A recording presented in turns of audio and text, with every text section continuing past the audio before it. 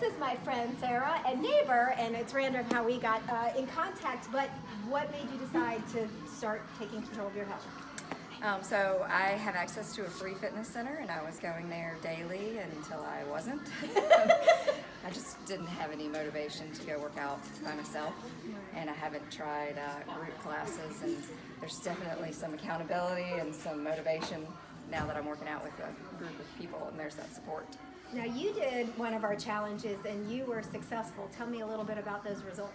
Yeah, so I did the Fall into Fitness challenge, got two of my friends from high school to join with me, and it was great. Lost almost 5% body fat, gained some muscle, and just that motivation to want to work out every day again. Awesome. And how would you encourage somebody who's hesitant about getting started? Honestly, push yourself just to try it. Like I said, had never done group exercise. It was completely out of my comfort zone, and it has been the best thing I've ever done.